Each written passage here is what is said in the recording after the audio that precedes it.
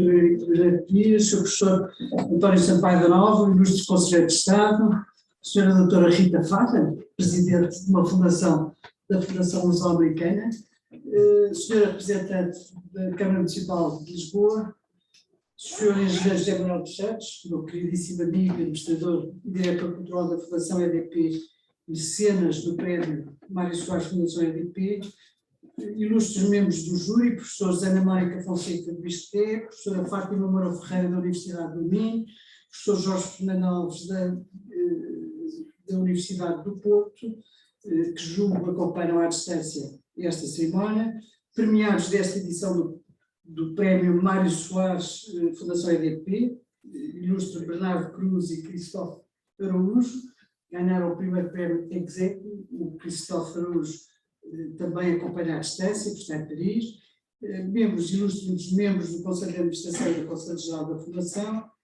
e representantes de outras instituições, meus queridos amigos. 7 de dezembro é para mim uma data particularmente significativa. Celebramos hoje os 98 anos do meu pai, Mário Soares.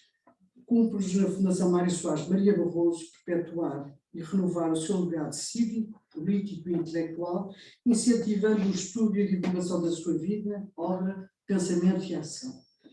Lembramos também, este ano, os 50 anos da publicação do Portugal Amordaçado, de Portugal Bayonnais, talvez o livro mais importante escrito por ele e publicado em França em 1972, durante o seu exílio, na editora Calman Lévy, então dirigida pelo seu amigo Alain Ullmann, pois seria muito conhecido pelas músicas dos fados da Amália Fontes. Um livro que só viria a ser editado em Portugal após o derrube da ditadura, em outubro de 74. É uma obra, é muito difícil para mim dizer isso, mas acho que eu devo dizer, é uma obra notável sobre o regime ditatorial português, sobre a oposição e a resistência à ditadura, sobre o combate pela liberdade, que foi, aliás, o combate de toda a sua vida. É também uma obra que dá a conhecer a sua faceta de historiador, o conhecimento e a sua cultura, revelando com a consciência histórica, intelectual e política envolventes. O Portugal Amordaçado vai ser agora reeditado pela imprensa nacional Casa da Moeda, no âmbito da publicação das suas obras completas, aliás, são coordenadas pelo meu querido amigo José Manuel dos Santos, e vai ser o volume 1, como sabem, saiu o volume 0, que há um ano justamente, e esta publicação vai ser com o Portugal Amordaçado e o Portugal Bayonnais, as duas versões, a que se juntam, aliás vão ser 2 tomos, a que se juntam uma série de cartas e testemunhos absolutamente inéditos e muito interessantes de personalidades portuguesas e estrangeiras. É um trabalho também fantástico dos historiadores Pedro Marcos Gomes e Teresa Clima Leitão, que aqui muito agradeço, em nome da família.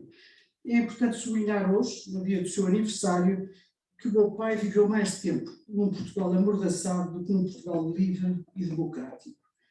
O centenário do seu nascimento está num horizonte cada vez mais próximo, que é 2024. Estamos, na Fundação, empenhadamente a preparar as comemorações desta data. Teremos uma comissão organizadora, estamos a elaborar um conjunto de orientações gerais para o programa e desde já digo que seria uma honra poder contar com o envolvimento de todos vós, de todos nós, associando-se individualmente ou através das instituições que representam, colaborando na organização e desenvolvimento de iniciativas por todo o país e no exterior. No momento em que vivemos uma profunda crise global provocada pela guerra na Ucrânia, com os problemas económicos e sociais que todos conhecemos, importa mais do que nunca revisitar os valores da liberdade, da tolerância, da solidariedade, da igualdade e da cidadania, desde sempre defendidos por Mário Soares.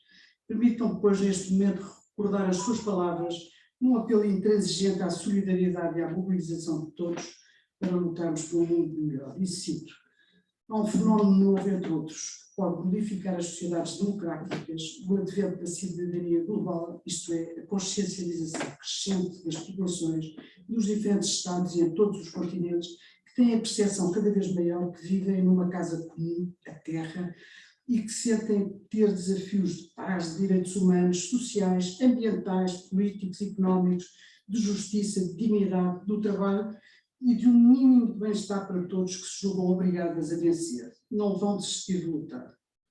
Isto foi publicado no seu livro Em Luta por um Mundo Melhor, que foi editado pela Temas e Debates, graças à colaboração da editora Guilhermina Borges.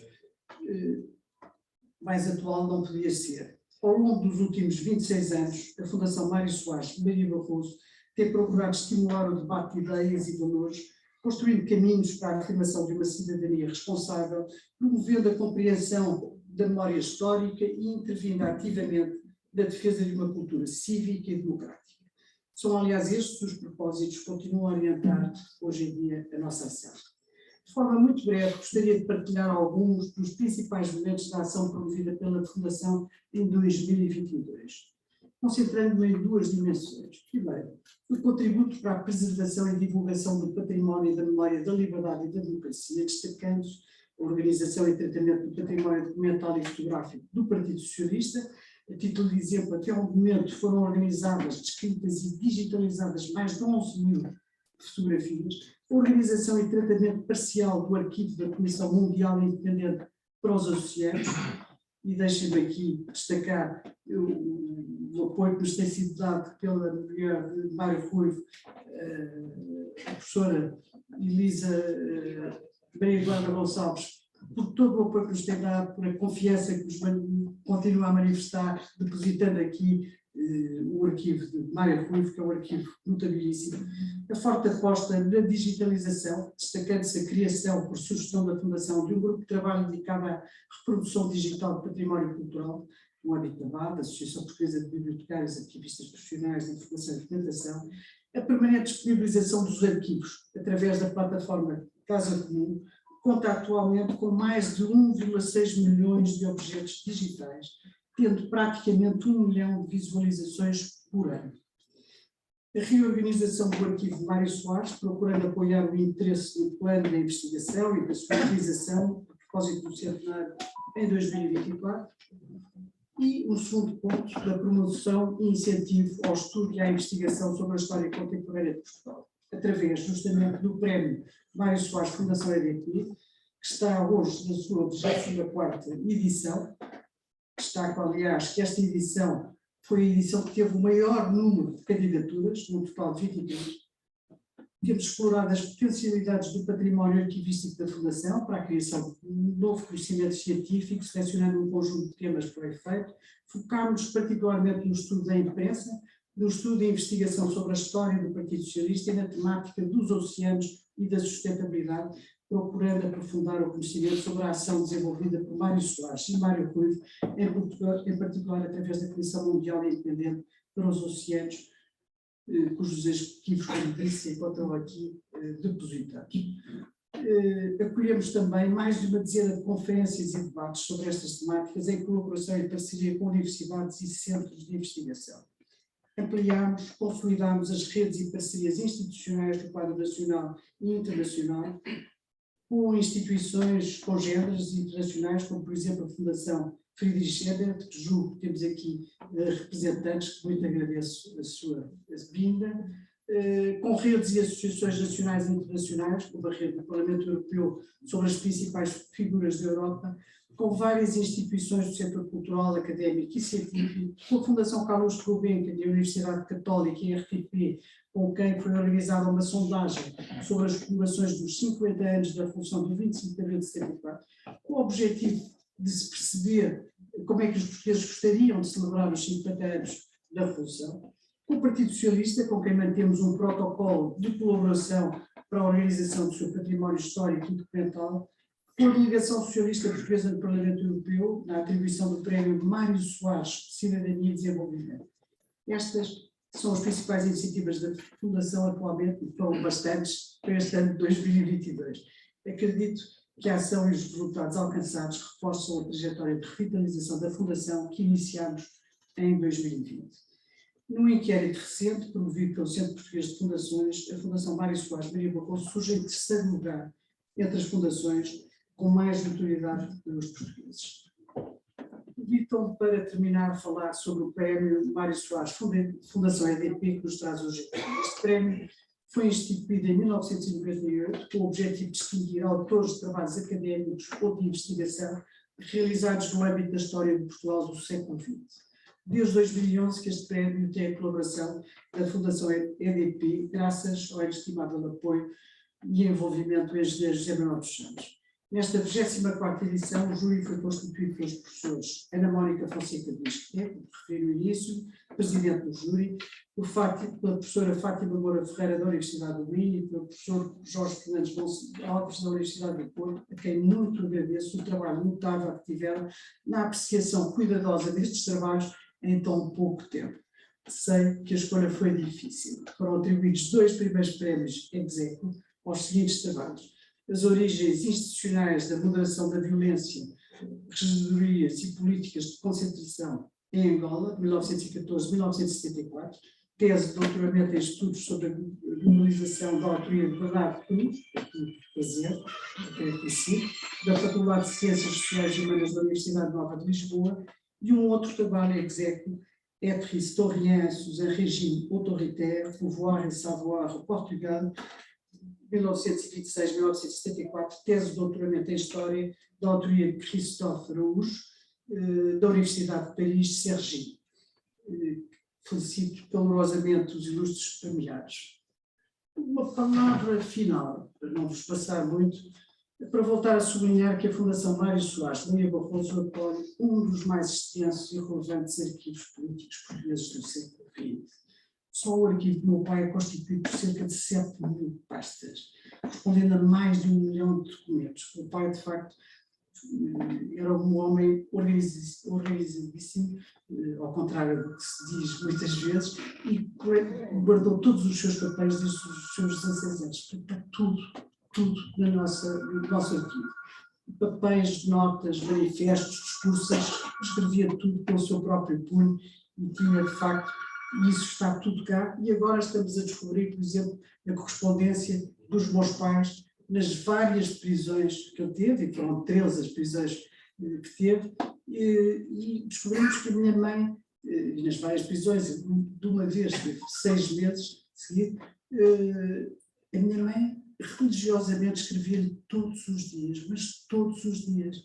Portanto, todos os dias, à noite, quando chegava à casa, ia escrever, a contar como é que estavam os filhos, como é que estava o pai dele, o nosso avô, com quem vivíamos, como é que estava o colégio, como é que estava a vida cá fora.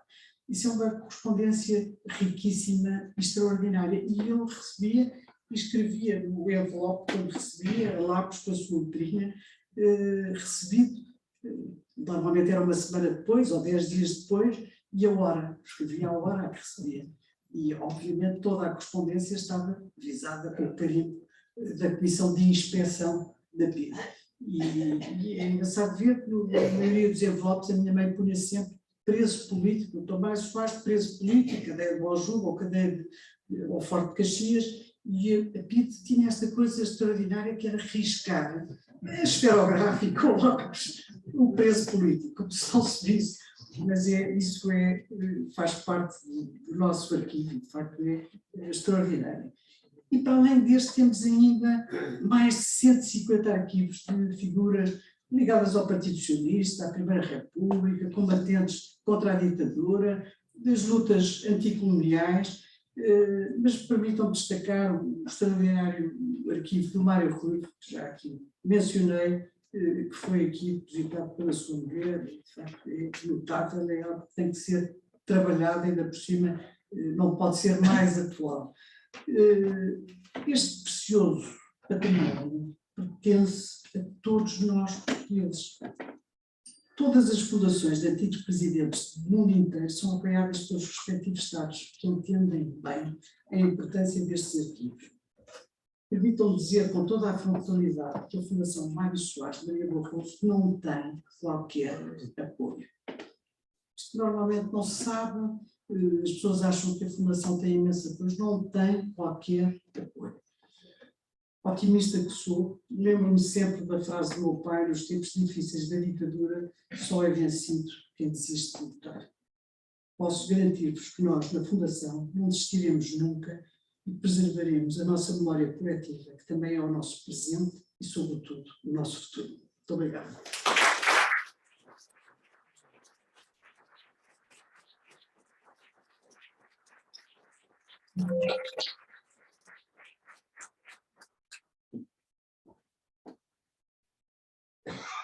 Ora bem, julgo que agora cabe ao engenheiro Gabriel dos Santos falar.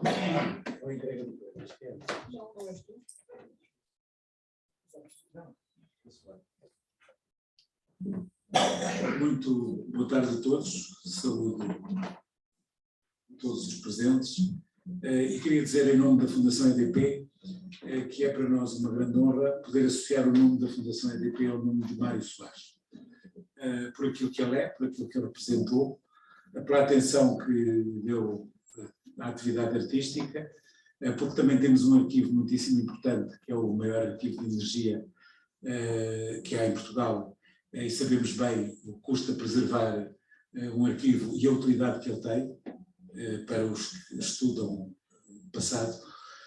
E por todas essas razões, é para nós uma grande honra poder patrocinar este prémio. Depois queria dar os parabéns aos dois premiados, Bernardo Cruz, o Dr. Bernardo Cruz e o Dr. Cristóvão Araújo, e saudar o júri pela sua escolha difícil, como sabemos eram muitos os premiados, e a qualidade das teses é muito boa e, portanto, os que foram considerados são verdadeiramente autores de teses que representam um contributo muito grande para a historiografia contemporânea. Eu, quando falo aqui na Fundação, lembro-me sempre de Fernando Pessoa, porque eu próprio aqui tenho várias personalidades. Sou uma espécie de heterónimo de mim próprio, porque obviamente estou a representação da Fundação EDP, mas não posso esquecer que também faço parte do Conselho Geral da Fundação e que sou o coordenador das obras de Mário Soares. E um pouco nesta condição ambígua, gostava de lembrar a importância que Mário Soares dava à história e ao estudo da história. Neste trabalho que nós estamos a fazer para editar, como numa edição crítica, o Portugal Amordaçado, e como a Isabel já disse, inventariámos mais de 150 cartas que foram suscitadas quando, em 72, a edição francesa saiu e as pessoas ou leram ou receberam o livro e reagiram. Há uma unanimidade, sobretudo essa mensagem vem dos historiadores, de dizer que aquele livro é a primeira história da oposição portuguesa. A história nessa altura era feita unilateralmente, era uma história de propaganda, isso, há uma tese que trata disso também, e portanto aquela era o primeiro testemunho de alguém que tinha simultaneamente, era protagonista da oposição, mas também era simultaneamente historiador, e que estava a fazer a primeira história, e há os maiores elogios, o Oliveira Marques diz verdadeiramente isso, que é a primeira história, mas o Eduardo Lourenço diz que é o grande romance da geração deles, e essas cartas são cartas extraordinárias. E nessas cartas e noutras, que existem no espólio, para além da publicação do Portugal Amordaçado, há uma coisa constante. É um diálogo de Mário Soares com os historiadores que conhecia, que era amigo, o Vitorino Magalhães Godinho, o Oliveira Marques, o Joel Serrão e os mais antigos, o Cortesão, etc. Há uma preocupação imensa dele conhecer o passado português, de o interpretar, e percebe-se que a perspectiva é sempre esta. Como é que nós podemos, olhando para os erros e para os fracassos da nossa história, como é que nós podemos constituir em Portugal uma tradição democrática? A democracia não ser uma espécie de intervalo entre ditaduras, mas o que é que nós podemos fazer para ter em Portugal, não só politicamente como culturalmente, uma tradição democrática e de liberdade? Esse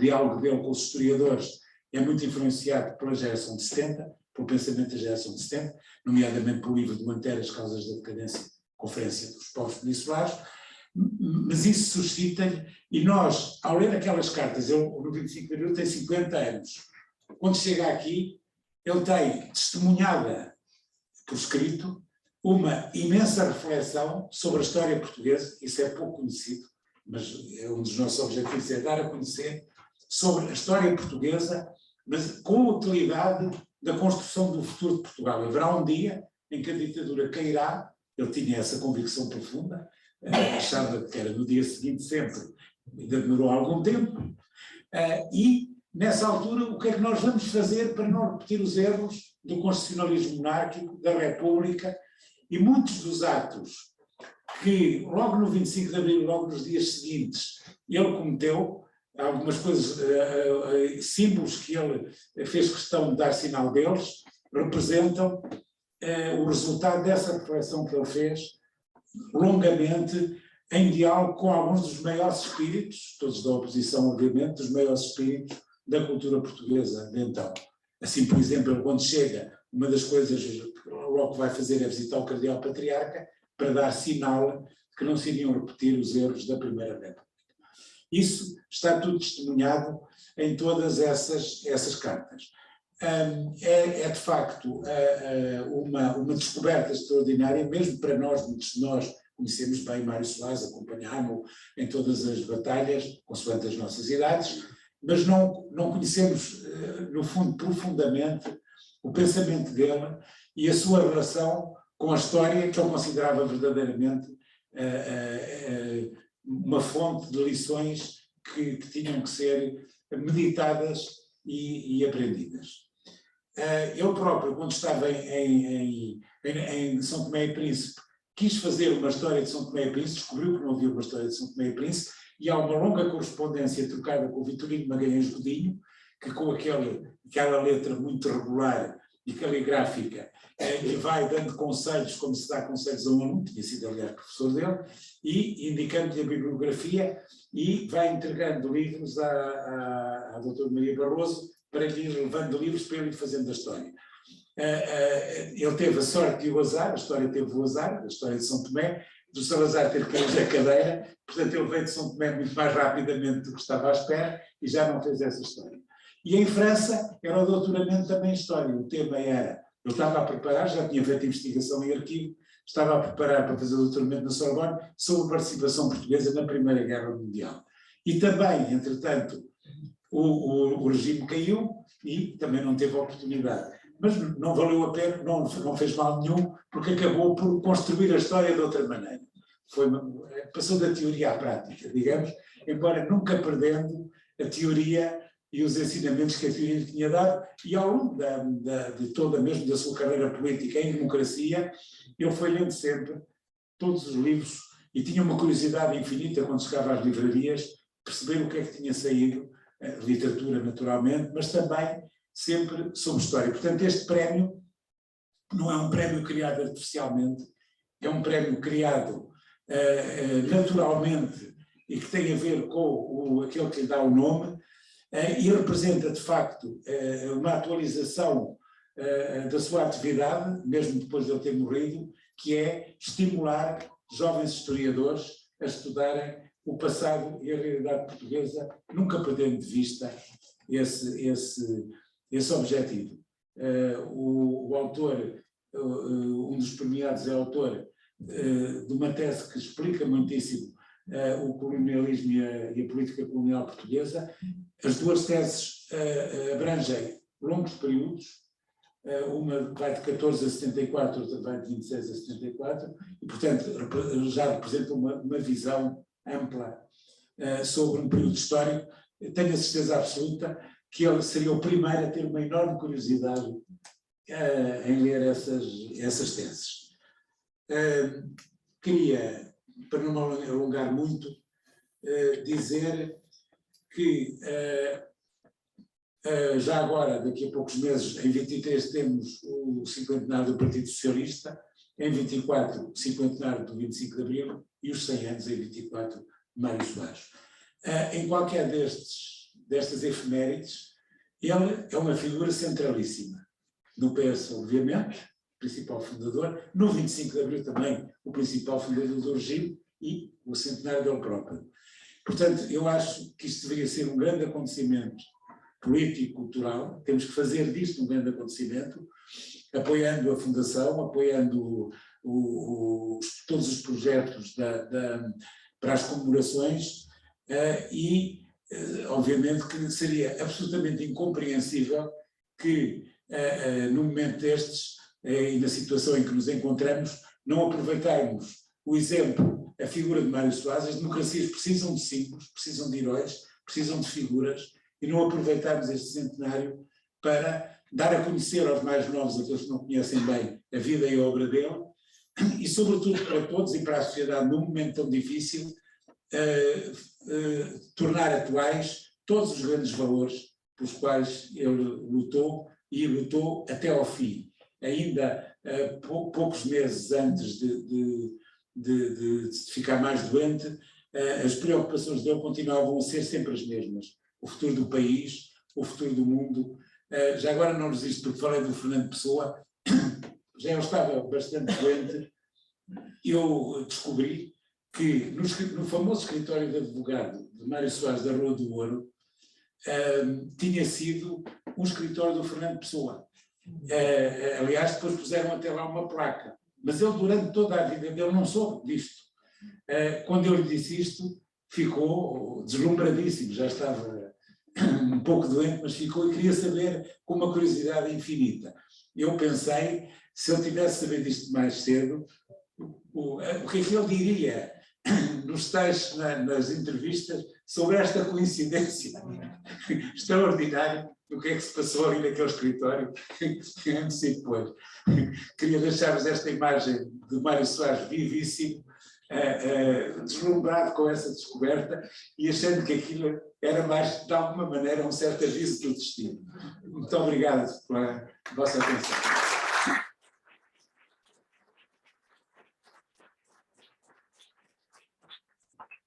Agora vamos passar a palavra à professora Ana Mónica Fonseca, presidente dos júris, do Vamos Ver em Vídeo.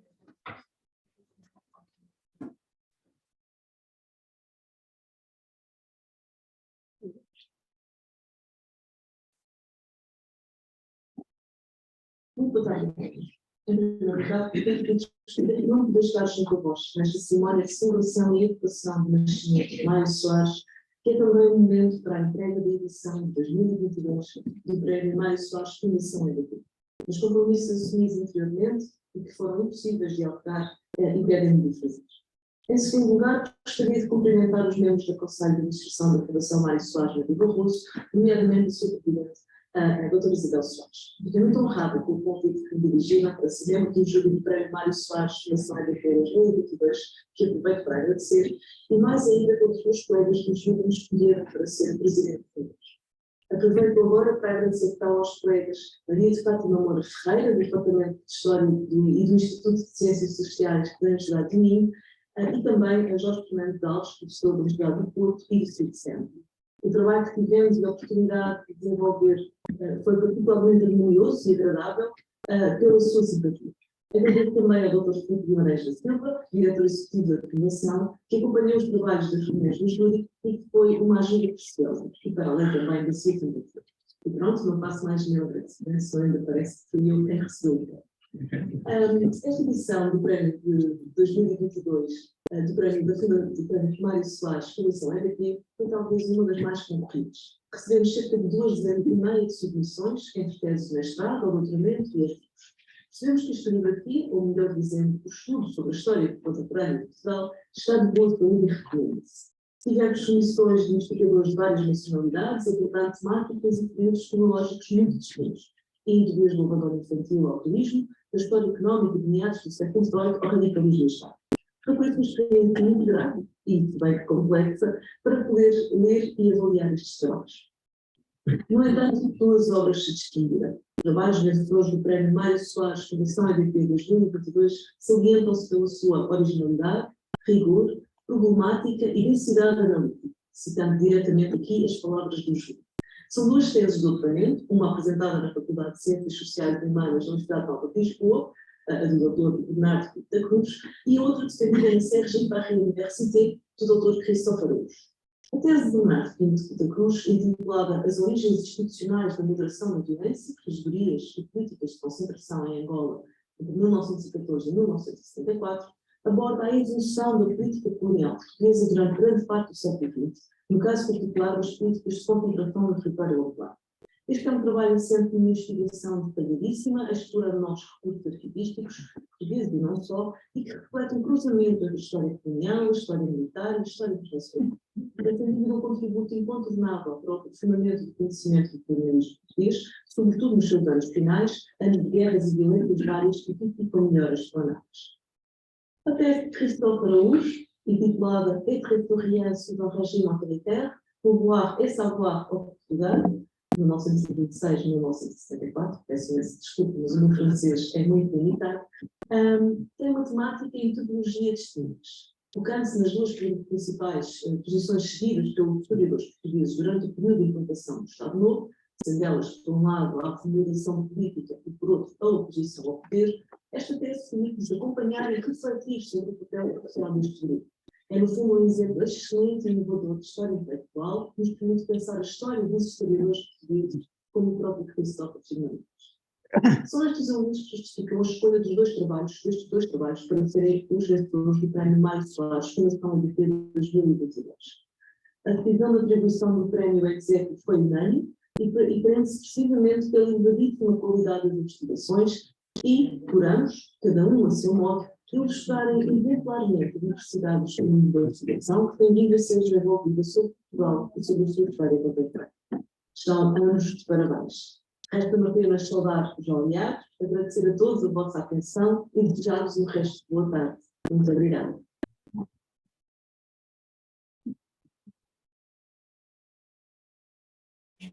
Muito obrigada, professora Ana Mónica Fonseca, ela própria laureada com o prémio Mário Soares, Fundação EDP, em 2006.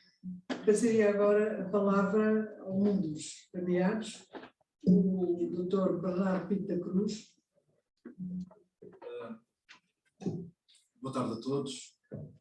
Gostaria de começar por, quer dizer, depois destas palavras é difícil agradecer, mas vou tentar. Gostaria de começar por cumprimentar o Dr. Vasco Vieira de Almeida, Presidente do Conselho Geral da Fundação Mário Soares em Maripa Roso, a Dra. Isabel Soares, Presidente do Conselho de Administração da Fundação, o Engenheiro José Manuel dos Santos, Diretor Cultural da Fundação EDP, a quem agradeço a possibilidade de continuarem a permitir a revitalização da história e do seu cruzamento com as demais ciências sociais, as artes e as humanidades. Cumprimento também os restantes membros da Fundação e todos aqueles que se reúnem aqui hoje para invocar o nascimento de Mário Soares. Aos estimados membros do júri, professores, doutores Ana Mónica Fonseca, Fátima Moura Ferreira e Jorge Fernandes Alves, agradeço, antes de mais, a leitura do meu trabalho e a honra que agora lhe atribuíram. Aos meus pais e à minha irmã, a quem tudo devo, à Ana, minha companheira, o seu apoio nestes últimos anos é também ele digno de um prémio. Ao meu caro orientador, professor Diogo Ramada Curto, que me ensinou pelo exemplo a duvidar sempre e a nunca ter certezas.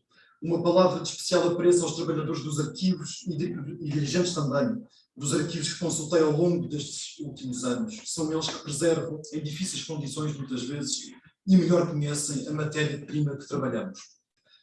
Aproveito também para felicitar o meu colega Christophe Araújo, que saúde por ter abordado a importante e tão atual questão da autonomia dos historiadores.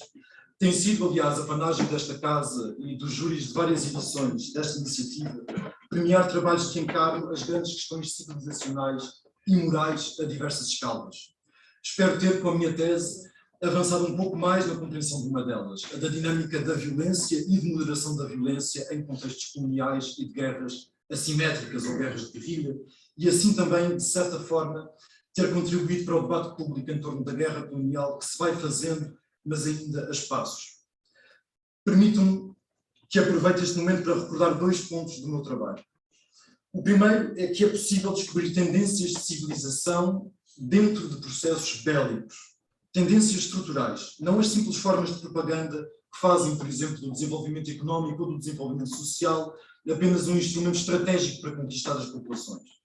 Falo antes dos efeitos não antecipados do terror, a que se sujeitaram povos que foram espoliados, transferidos e arrebanhados em aldeamentos e campos de concentração, muitas vezes sujeitos a rituais burocráticos e policiais que ainda conhecemos muito pouco. Esses efeitos sentem-se, sobretudo e algo paradoxalmente, do lado dos perpetradores, com apelos cada vez mais sistemáticos ao longo da década de 60 para que refriassem os seus impulsos mais brutais. O custo desta pacificação de colonos portugueses e de militares em plena guerra foi a generalização da suspeição a todos os níveis do governo e das relações cotidianas, com a paramilitarização em massa dos civis colonos e colonizados. Não podia haver moderação da violência sem totalitarismo. E não será esta ambivalência um dos principais bloqueios a um debate público sério acerca da guerra e do legado colonial? Tantas vezes tendemos a esquecer que a moderação da barbárie e a defesa dos direitos humanos envolvem sempre também elas um módico de violência e podem por vezes engendrar novos ciclos de atrocidades que, ao invés de romperem o padrão, o reforçam.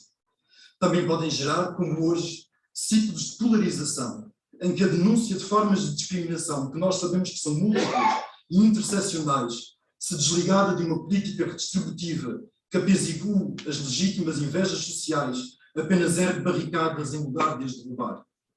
O mesmo pode ser dito a respeito da história ou da ciência política.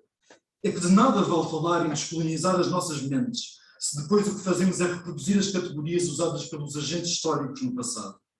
Um exemplo disso é o modo como encaramos a violência colonial, em que se quer ver a resistência do colonizado face ao colonizador a manifestar-se em todo o lado.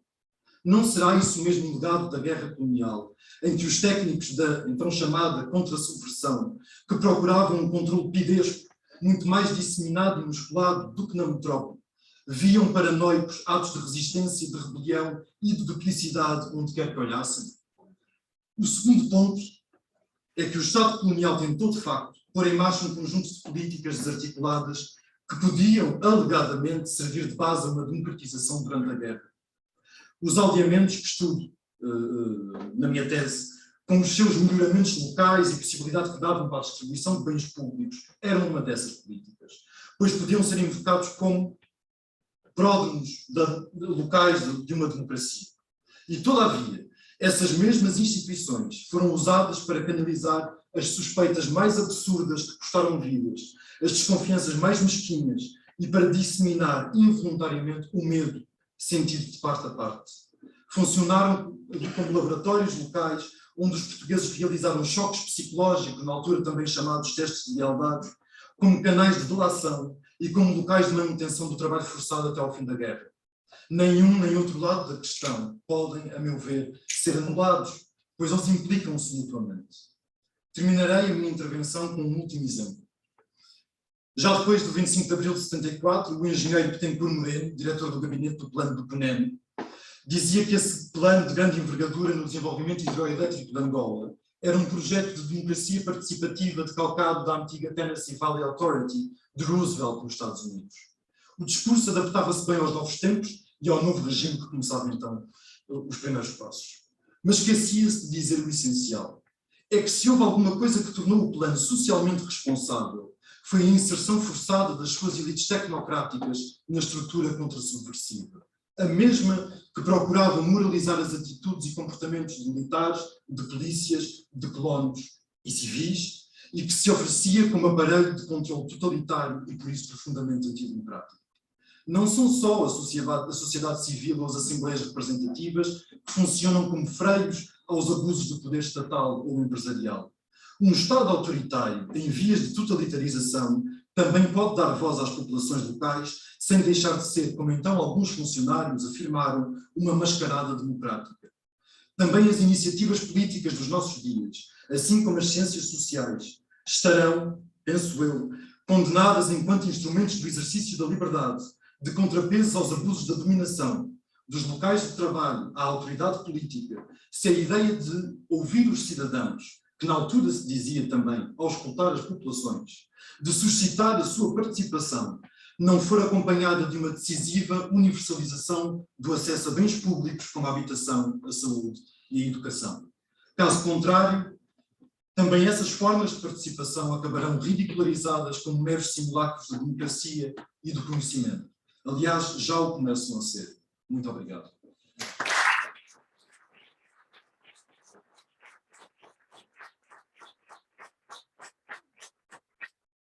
Muito obrigada, Dr. Bernardo Pinto da Cruz. e aguardamos ansiosamente que a sua tese seja publicada para podermos ler, ficarmos com o apetite imenso de poder ler a sua tese. Passaria agora a palavra a Cristóvão Araújo, o outro laureado. Espero que esteja tudo, o som esteja correto e que estejam a ouvir-me. Está tudo ok? Muitíssimo bem. Ok, super. Senhoras e senhores, gostaria, em primeiro lugar, agradecer o júri do Prémio Mário Soares, Fundação EDP, a sua presidente, a professora doutora Ana Mónica Fonseca, e os vogais, a professora doutora Fátima Moura Ferreira e o professor doutor João Jorge Fernandes Alves, pela honra de ter distinguido este trabalho em francês.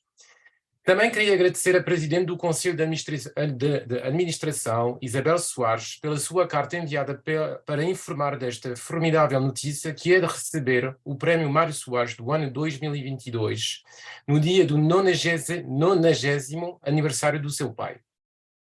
Gostaria de cumprimentar o diretor executivo, Filipe Guimarães da Silva, para o seu telefonema muito amigo, e o seu empenho para lidar com a minha ausência em Lisboa, e igualmente as pessoas com quem falei ao telefone quando enviei a minha tese pelos correios, que conseguiram abrandar o meu stress da chegada na hora certa dos documentos imprescindíveis para a validação da candidatura. Mando os meus parabéns a Bernardo Luís Campos Pinto da Cruz, com quem partilho este prémio, e estou curioso em ler os seus trabalhos que estão aqui distinguidos. Lamento o facto de não estar presente na Fundação Mário Soares e Maria Barroso, mas não tive a possibilidade de adiar as minhas aulas, que dou aqui como professor, quer do ensino secundário, quer na faculdade. Facto, permite-me mencionar este pormenor muito prático. Venho sair de uma aula há 1 hora e vi com pressa para poder estar online, aqui com o meu orientador francês, Patrick Garcia, que não vai entender muito o que eu estou a dizer, pois depois de tantos anos a ouvir falar de Portugal, não se decidiu em aprender a língua, mas já conhece algumas palavras como obrigado, palavra que lhe disse muitas vezes quando ele revia os gigantes capítulos que eu lhe enviado. Este prémio é um forte símbolo para mim. É de certeza o culminar de um trabalho de doutoramento começado em 2013, que durou 8 anos até a sua defesa no dia 24 de novembro de 2021, no meio de uma inúmera onda de Covid-19. Receber o prémio é também honrar a memória de Mário Soares, do qual falei um pouco na minha tese de doutoramento. Ele sempre lutou contra a ditadura, como muitos outros historiadores que estudei, e tomou a corajosa decisão de deixar de escrever história para a fazer. Apesar de ter escrito uma tese de licenciatura em História, então decidiu comprometer-se e expor-se à perseguição contínua do Estado Novo. Eterna seja a sua memória e de todos os seus combates junto com a sua esposa. Mas receber o prémio Mário Soares representa muito para mim, porque toca a história do meu segundo país, Portugal. Permite falar um pouco do meu percurso e da minha relação para com Portugal. Sou filho de um casal de imigrantes económicos, oriundos da Bairrada, que como muitos outros deixaram a miséria em que estava o país nos últimos anos do Estado Novo. Ambos só tinham a 4ª classe e exerceram os trabalhos pouco valorizados que muitos portugueses ocuparam aqui, empregado de limpeza e operário. Fizeram tudo para os filhos, construíram uma casa de um imigrante como todos os outros, sempre com o projeto de um dia regressar quando ia se reformar. Neste contexto, muito comum para os portugueses daqui, nasci português, mas tive uma formação totalmente em França, o que fez com que obtive a nacionalidade francesa aos 16 anos. Aprendi um português durante a escola primária, com os cursos financiados pela Embaixada Portuguesa para os filhos de imigrantes. Nesta altura, o habitual era fazer tudo para integrar-se na sociedade francesa e falar outras línguas em casa não era valorizado, mas sim sinal de comunitarismo. O meu cérebro afrancesado explica ainda o meu sotaque, apesar de se ter adocicado com os 2 anos em que vivi em Lisboa. Ao chegar ao termo do meu mestrado em História Medieval, e depois de muitos anos afastar-me cada vez mais das minhas origens lusas, tomei uma decisão. Atraído pela historiografia, achei necessário de deixar a história medieval para a história contemporânea. Também queria ultrapassar o simples fato de ter 2 cartões de cidadão e então resolvi-me a investigar sobre Portugal para perder a sensação de estar a perder algo com o meu país de origem. Pensei que fosse uma boa ideia de entrecruzar os meus interesses de então e trabalhar sobre a historiografia portuguesa. Desejoso de melhor conhecer a ditadura da qual apenas conhecia o nome de Salazar, decidi-me então de começar um trabalho de doutoramento sobre a produção historiográfica durante o regime autoritário. Aproximei-me do Patrick Garcia, que, assustado com a questão da língua e pouco conhecedor de Portugal, decidiu contratar António Costa Pinto, que aceitou de co-orientar a tese aqui premiada. Ao delinear este meu percurso, já podem melhor entender o que significa receber este prémio. É a consagração, graças ao júri do prémio Mário Soares, de um trabalho científico de longo prazo e, ao nível pessoal, a melhor concretização que pudesse imaginar de um importante vínculo com Portugal, apesar de uma vida profissional aqui em França. Não pretendo aqui resumir a minha tese que, como o júri viu, é um trabalho maciço, com um total de 1140 páginas e 860 apenas de texto. Sei muito bem que é completamente fora dos cânones atuais das teses, quer em Portugal, quer em França, mas não consegui ser mais breve. Terei que o ser para publicação. Gostaria apenas de relembrar todas as instituições e pessoas que tiveram um papel importante na sua realização, tanto em França como em Portugal. Em primeiro lugar, gostaria de novo de agradecer Patrick Garcia, que teve um papel fulcral desde os primórdios até o último fim de semana antes de entregar a tese. Merci, Patrick, encore une fois. Gostaria de agradecer também a António Costa Pinto pela sua sempre amiga e acolhedora presença no ICS, tanto como no auxílio, quando organizei um colóquio em Lisboa em maio de 2017. Em Portugal, gostaria de relembrar, claro, todas e todos os historiadores que eu estudei e, sobretudo, os que entrevistei. Uns já faleceram, como José Manuel Tangarrinha e Joaquim Romero Magalhães, mas obrigado a eles todos, quer António Borges Coelho, Manuel Vilaverde Cabral, Miriam Alpar Pereira, Maria Nisa da Silva e José Matoso. Um destacado obrigado também para Sérgio Campos Matos, cujo papel foi importantíssimo e com quem é um sempre verdadeiro prazer colaborar. Votos de continuação desta frutífera parceria. Também penso em Luís Reis Turgal, cujos trabalhos foram sempre fundamentais para mim e sempre foi muito simpático e interessado no meu trabalho. Gostaria de relembrar também todas as e os empregados dos lugares que frequentei bastante durante a minha estadia em Lisboa, ou seja, a Biblioteca Nacional, a Torre do Tombo e o ICS. Foram muitas vezes apenas palavras, conversas, mas foram muito importantes para mim. Do lado francês, quero agradecer à Universidade de CY Cergy Paris, que me acolheu e auxiliou durante todos estes anos nas, como dizia Almeida Garrett, viagens da minha terra. A Casa de Velázquez também teve um papel crucial e deu-me a possibilidade de viver durante 2 anos em Lisboa, longe para um tempo dos meus alunos, e fez com que não vinha nos arquivos portugueses apenas durante as férias do ano letivo. Também penso na biblioteca da Fundação Calouste Gulbenkian, que permite a todos os investigadores voltados aos assuntos portugueses de pesquisar e trabalhar com uma bibliografia sempre atualizada. Do lado das pessoas, gostaria sobretudo de assinalar o papel da Maria da Graça dos Santos, com quem muito falei e cuja colaboração foi muito importante durante este trabalho de doutoramento. Não tenho tempo de dar de outros os nomes de todos e todas as amigas que me ajudaram a rever o texto, mas penso muito em eles. Gostaria, para concluir, de relembrar todas as pessoas que lutaram contra o regime ditatorial e, claro, em primeiro lugar, Maria Barroso e Mário Soares. Dedico a todos e a todas este trabalho, onde sempre tentei ser o mais imparcial possível ao falar de científicos muito próximos do poder de então, mas nunca perdendo de vista o meu posicionamento cívico.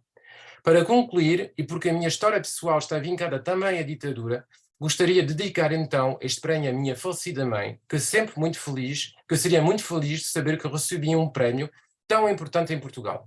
Obrigado a todos e a todas.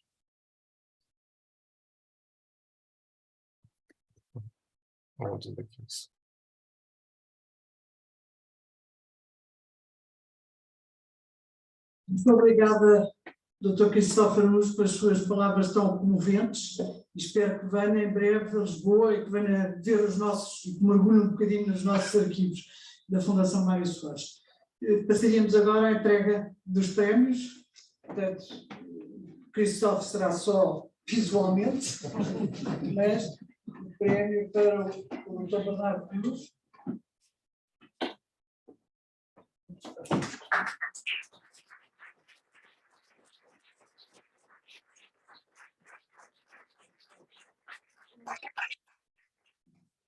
Portugal para hoje, está aqui o seu prémio, espero que enviemos muito rapidamente.